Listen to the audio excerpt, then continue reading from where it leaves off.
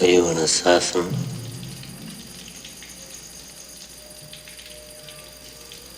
I'm a soldier. Welcome to Watch Mojo. And today we're counting down our picks for the best films taking place within a combat setting.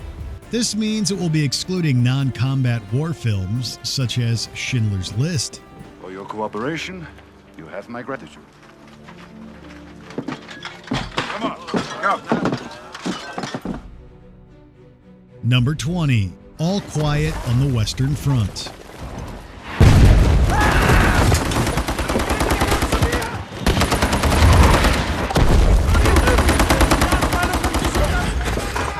It speaks volumes that Erich Maria Remarque's 1929 novel, All Quiet on the Western Front, has such an outstanding batting average when it comes to cinematic adaptations.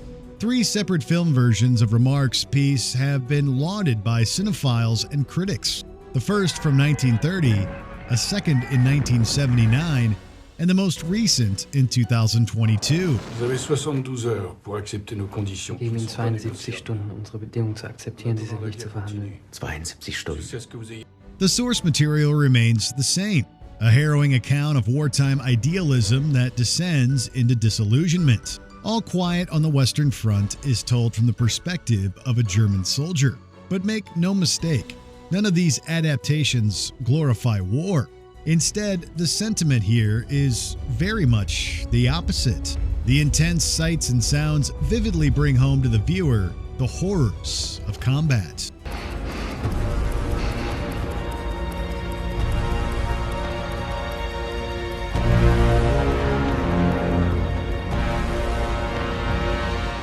Number 19, Glory.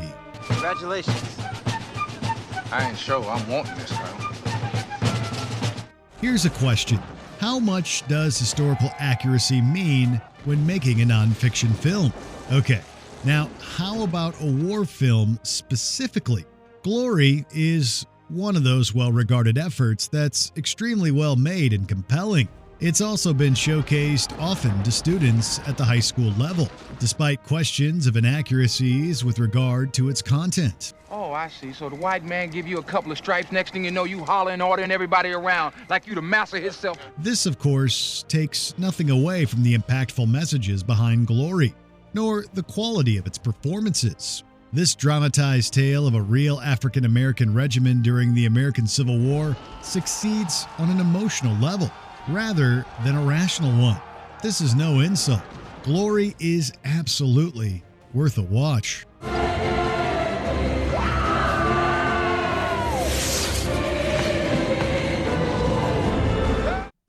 Number 18, Master and Commander, The Far Side of the World. To Lord Nelson. To Lord Nelson. Lord Nelson. War films, though dealing with the past, will always be with us as society progresses into the future.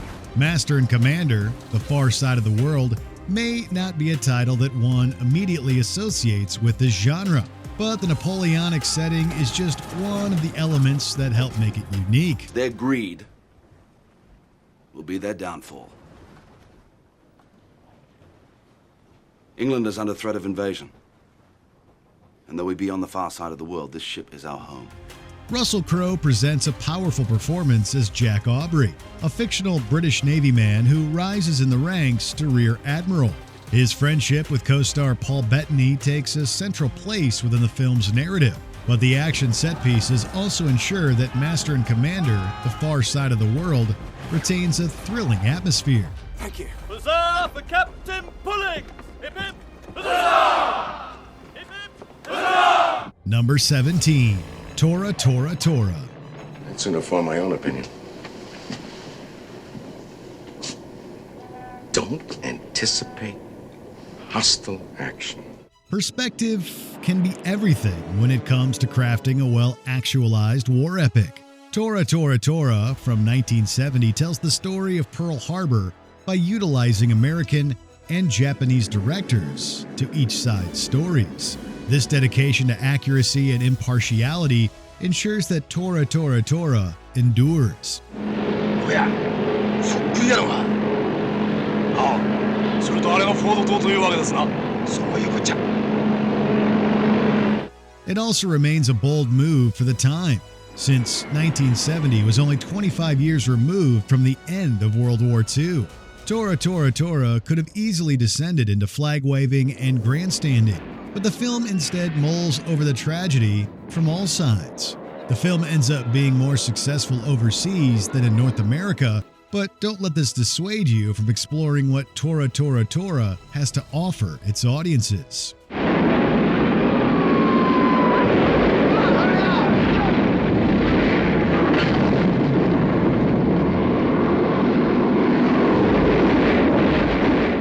Number 16, 1917. All I'm saying is that we wait. Yes, you would say that because it's not your brother, is it? There will probably never be a shortage of World War II era films presented to moviegoers, but more recent years have seen a welcome shift in focus.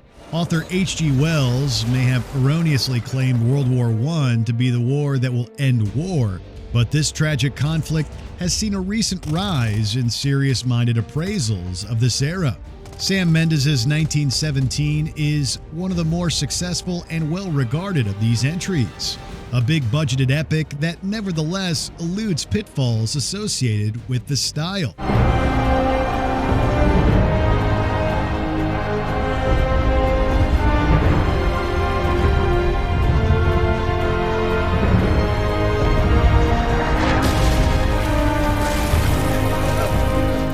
The narrative of two soldiers attempting to stop military doom is tense right from the jump. The special effects are gruesomely convincing, and the long-take cinematography is absolutely breathtaking. In other words, 1917 is highly recommended. He saved my life. No, I'm glad you were with him.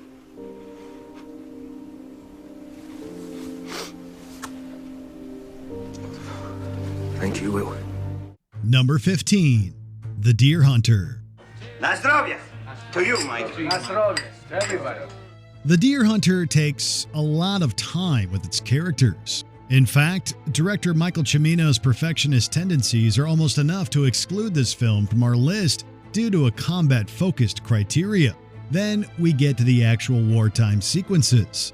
Male friendship is a central theme within The Deer Hunter, as is the trauma many soldiers face during combat. I do 3 bullets. 3. We do 3, huh? 1, 2, 3. The scenes of Nick, Steven, and Mike as prisoners of the Viet Cong pull no punches with regard to dehumanization and psychological torture. The violence here is grim, a brutal reminder of the mental hurdles vets face when they return home and attempt to reintegrate into civilian life. Come on, Mickey, come home. Just come home. Home. Talk to me. Number 14, The Thin Red Line. We're living in a world that's blowing itself to hell as fast as everybody can arrange it. In a situation like that, all a man can do is shut his eyes, let nothing touch him.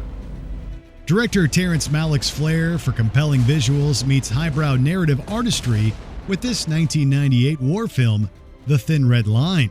Malick adapted a 1962 source novel from James Jones for what proved to be his first directed film since 1978's Days of Heaven. The end results proved to be indulgent, a lengthy film that attempts to navigate character arcs while also pontificating upon the cycles of life and death via war. My dear wife,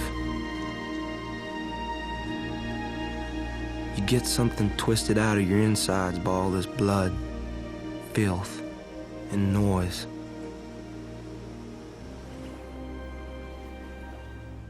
Malick is aided by a cast that seems game for the task, however, including Sean Penn, Jim Caviezel, Adrian Brody, and George Clooney.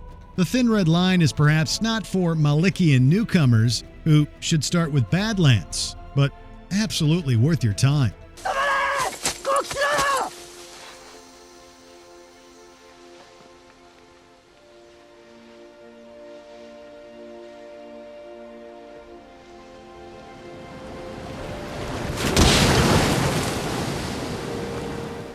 Number 13, Letters from Iwo Jima.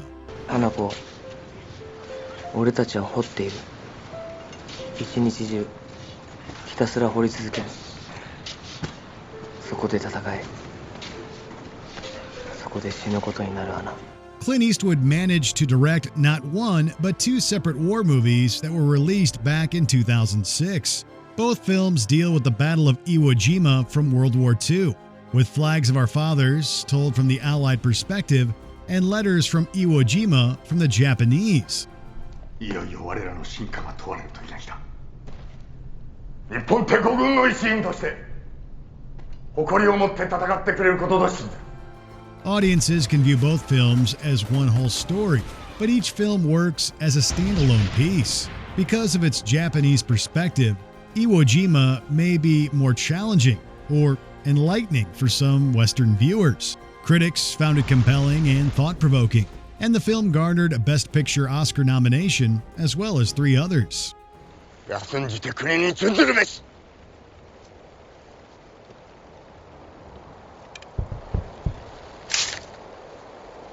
世は常に諸子の先頭にあり。Number 12. The Hurt Locker. Want to get back?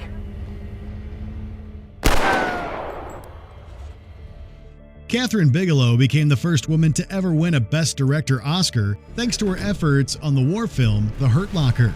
Bigelow's action thriller follows a bomb disposal unit stationed in Iraq during the Iraq War, and the smoldering tensions that arise between new squad leader William James and his crew. Get down! Okay. Need your radio. Can we just shoot him? No. Jeremy Renner leads the cast as James, and it's these performances of Renner and his co-stars Anthony Mackie and Brian Garrity that really make The Hurt Locker shine as one of the best war films in recent memory. Every time we go out, it's life or death. You roll the dice and you deal with it. You recognize that, don't you?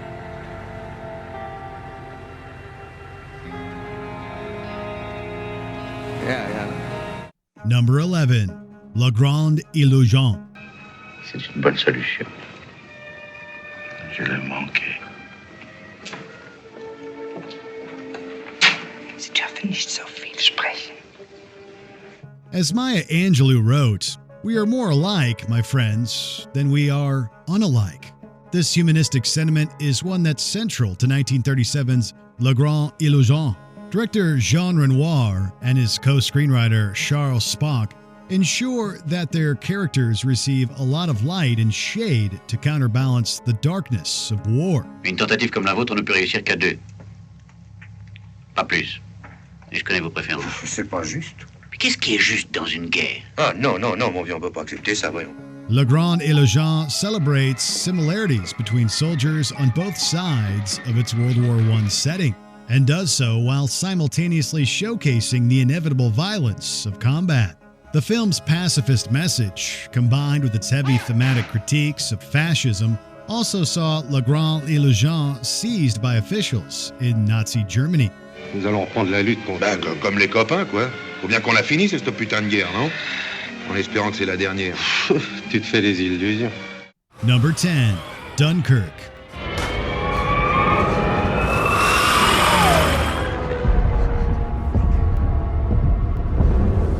Director Christopher Nolan will probably never be accused of doing anything in half measures. Fans braced themselves for greatness when it came time for the filmmaker to tackle a World War II era setting. Thankfully, 2017's Dunkirk did not disappoint, utilizing sound and mood to create an unpredictable atmosphere of tension and dread. You know who's getting off. We can't do that. He's French. He's on our side. Go on. Where you go? As soon as he pokes his head out, they'll slaughter him. This isn't a dialogue-heavy film, but instead one that focuses upon the body language and facial expressions of its cast. Cillian Murphy, Finn Whitehead, Tom Glencarney, and even Harry Styles all bring their A-game to the table. Dunkirk is a loud film, one that should preferably be viewed on a powerful home theater system or in a real theater setting.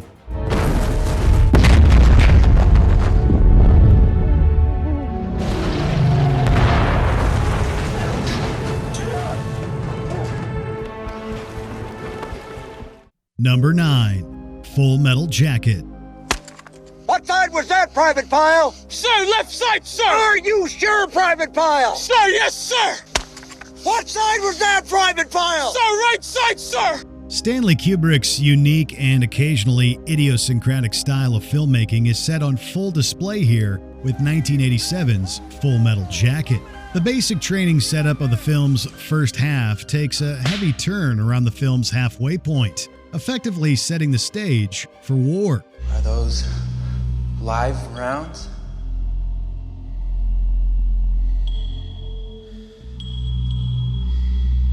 .762 millimeter. Full Metal Jacket. This is where Full Metal Jacket spends its second half, as these former trainees are now soldiers deep in Vietnam during the Tet Offensive.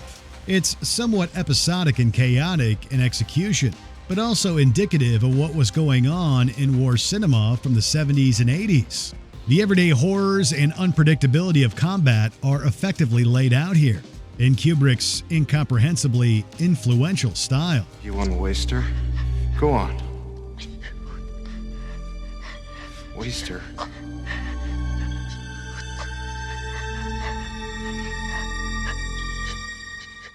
Number 8. The Bridge on the River Kwai. What have I done? The British-American co-production has not only garnered praise from war film buffs since its original release back in 1957, but the National Film Registry, which selected the Bridge on the River Kwai for preservation for its cultural significance in the Library of Congress in 1997. Perhaps the men don't work well without their own officers to direct them. My officers will direct them. Your officers will walk beside them. That's for Colonel Nicholson to decide. As he pointed out, it's against the rules. Do not speak to me of rules! Director David Lean helms a story of British prisoners of war who are assigned to a Japanese prison camp in Burma and are put to work constructing a bridge connecting Bangkok and Rangoon.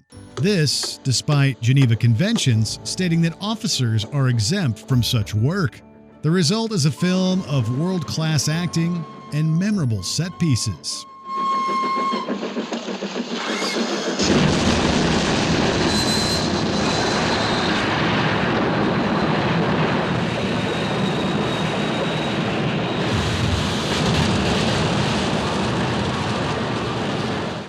Number 7. The Great Escape. Eric, have you thought how you're going to get rid of this dirt? Yes, I have. Usual places. Hadn't anticipated 3 tunnels, but we'll manage. Even if you've never seen 1963's The Great Escape, it's more than likely you've heard or hummed the movie's main theme, a jaunting and infectious march composed by Elmer Bernstein.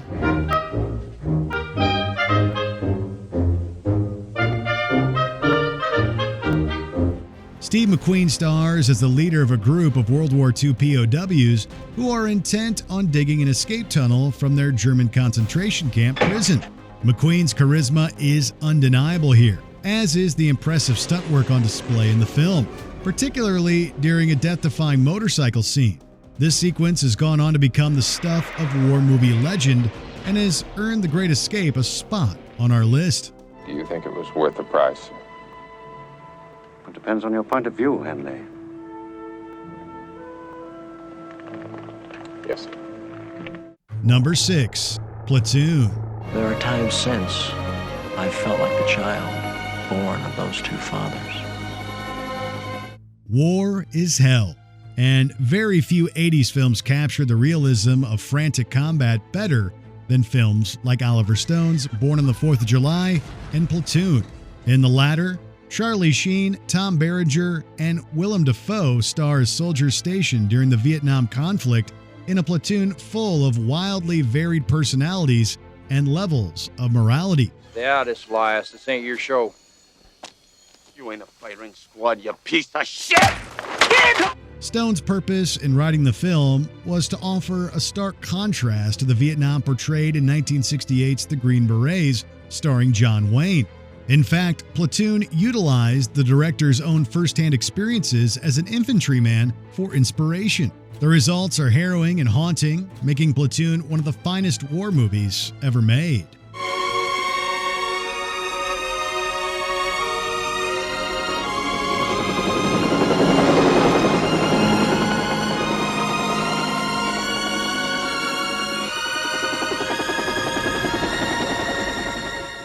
Number 5. Paths of Glory. I'm depending on you, Colonel.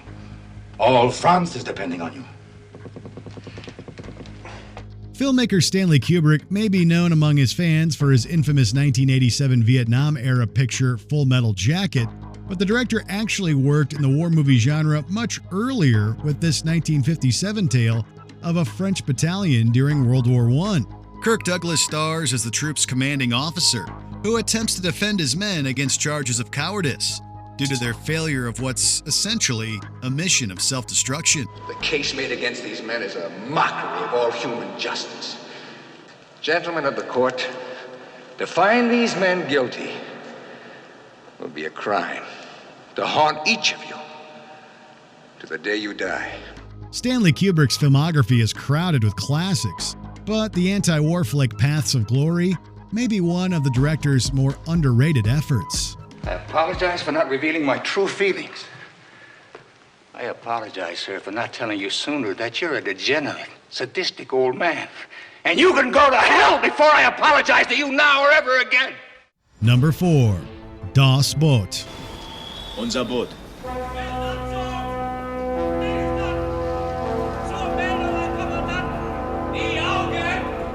Fans may remember seeing this film as either a theatrical release or a TV miniseries, depending on where they lived. But Das Boot has continued to earn fans on home video over the years. The film was directed by Wolfgang Petersen and follows the crew of a German U-boat during World War II.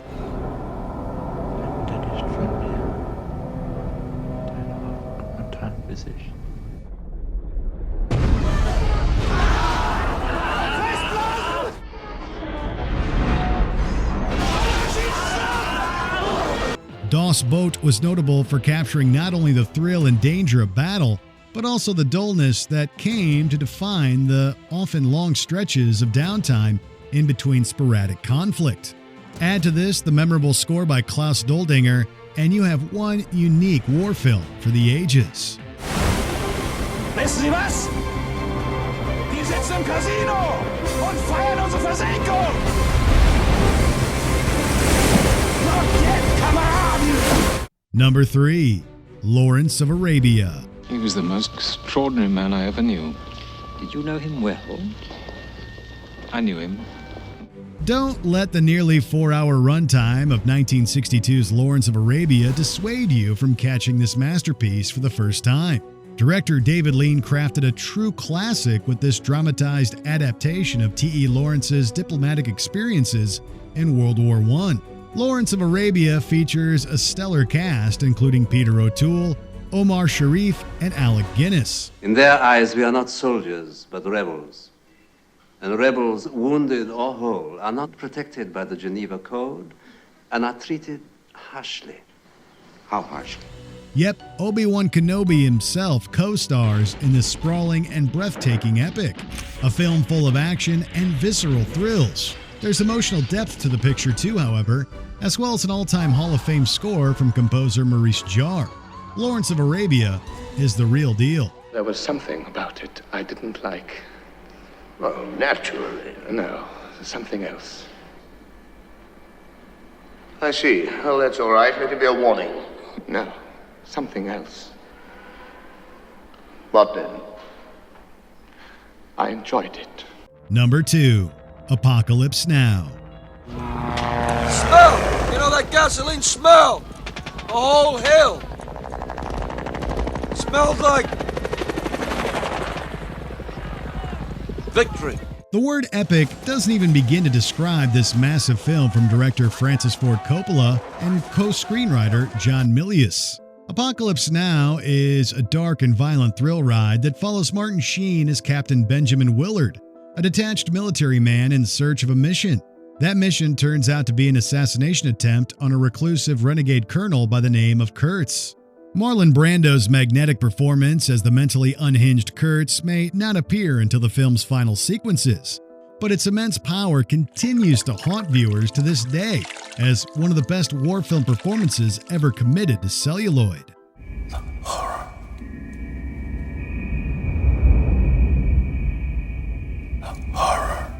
Before we continue, be sure to subscribe to our channel and ring the bell to get notified about our latest videos. You have the option to be notified for occasional videos or all of them. If you're on your phone, make sure you go into your settings and switch on notifications.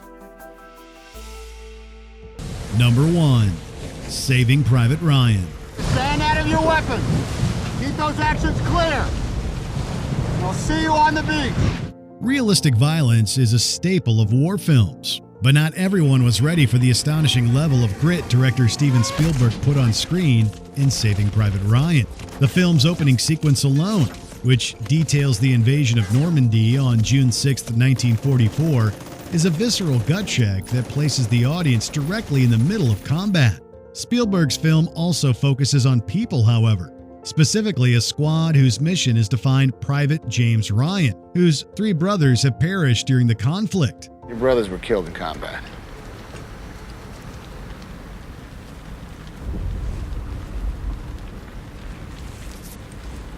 Which ones? All of them.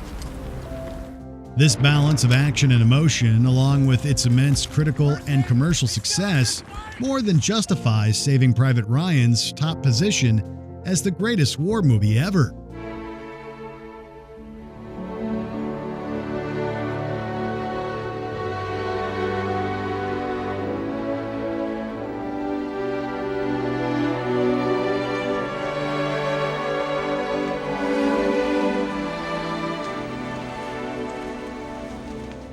Are you willing to go all in for an epic-length war movie? Or do you prefer the Cliff Notes version? Let us know in the comments.